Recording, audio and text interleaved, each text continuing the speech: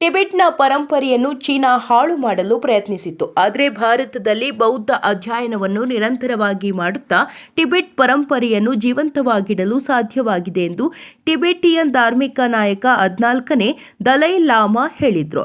Tibet ಕ್ಯಾಂಪ್ಗೆ ಶುಕ್ರವಾರ ಆಗಮಿಸಿ ಬೌದ್ಧ ಮಂದಿರದ ಸಭಾಂಗಣದಲ್ಲಿ ಭಿಕ್ಕುಗಳನ್ನು ಉದ್ದೇಶಿಸಿ ಮಾತನಾಡಿದ ಅವರು, ನಳಂದ ಪರಂಪರೆಯನ್ನು ಮುಂದುವರಿಸಿಕೊಂಡು ಹೋಗಲು ಭಿಕ್ಕುಗಳು ನಿರಂತರ ಅಧ್ಯಯನ ಮಾಡಬೇಕು ಎಂದರು. ರಾಜ್ಯ ಸರ್ಕಾರವು 2025-26ನೇ ಸಾಲಿನಲ್ಲಿ ಹೊಸ ಶಹಾಲಾ ಕೊಠಡಿಗಳ ನಿರ್ಮಾಣ ಕಾಮಗಾರಿಗಳಿಗೆ ಆಡಳಿತಾತ್ಮಕ ಅನುಮೋದನೆ ನೀಡಿ ಆದೇಶ ಹೊರಡಿಸಿದೆ. ಈ ಮೂಲಕ ರಾಜ್ಯಾದ್ಯಂತ 2200 ಸರ್ಕಾರಿ ಶಾಲೆಗಳಿಗೆ ತರಗತಿ ಕೊಠಡಿಗಳನ್ನು ನಿರ್ಮಾಣಕ್ಕೆ ಸರ್ಕಾರ ಅನುದಾನ ಮಂಜೂರು ಮಾಡಿ ಆದೇಶಿಸಿದೆ.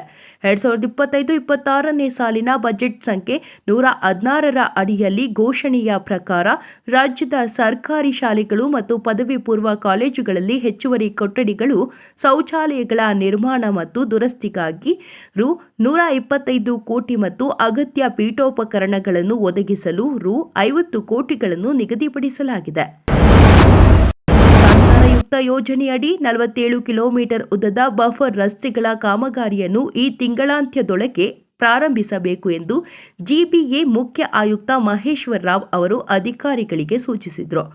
ಬೆಂಗಳೂರು ನಗರದಲ್ಲಿ ಹೆಚ್ಚುವರಿ ರಸ್ತೆಗಳನ್ನು ಒದಗಿಸಲು, ಕಾಲುವೆಗಳನ್ನು ರಕ್ಷಿಸಲು, ಬಫರ್ ವಲಯಗಳನ್ನು ಸಮರ್ಪಕವಾಗಿ ಬಳಸಿಕೊಳ್ಳಲು, ಸುಸ್ಥಿರ ಸಾರಿಗೆಯನ್ನು ಉತ್ತೇಜಿಸಲು ಹಾಗೂ ನೆರೆಹೊರೆಯ ರಸ್ತೆಗಳನ್ನು ಬಲಪಡಿಸಲು ಸುಮಾರು 300 ಕಿಲೋಮೀಟರ್ ಉದ್ದದ ಬಫರ್ ರಸ್ತೆಗಳನ್ನು ನಿರ್ಮಿಸಲು ಯೋಜಿಸಲಾಗಿದೆ. ನಮ್ಮ ಮೆಟ್ರೋ ಗುಲಾಬಿ, ನೀಲಿ ಮತ್ತು ಹಳದಿ ಮಾರ್ಗಗಳಿಗೆ 66 ಚಾಲಕ ರಹಿತ ಇಂಜಿನ್ ಹೊಂದಿರುವ ಮೆಟ್ರೋ ರೈಲುಗಳನ್ನು ಪೂರೈಸಲಿರುವ ಬಿಇಎಂಎಲ್ 15 ವರ್ಷ ರೈಲುಗಳನ್ನು ನಿರ್ವಹಣೆ ಮಾಡಲಿದೆ. ಗುಲಾಬಿ ಮಾರ್ಗಕ್ಕೆ ಮೊದಲ ರೈಲು ಕೋಚ್ಗಳನ್ನು ಬಿಡುಗಡೆ ಮಾಡಿದ್ದು, ಹಂತ ಹಂತವಾಗಿ ಉಳಿದ ಕೋಚ್ಗಳನ್ನು ಬಿಡುಗಡೆ ಮಾಡುವುದಾಗಿ ಬಿಇಎಂಎಲ್ ಅಧಿಕಾರಿಗಳು ತಿಳಿಸಿದ್ದಾರೆ.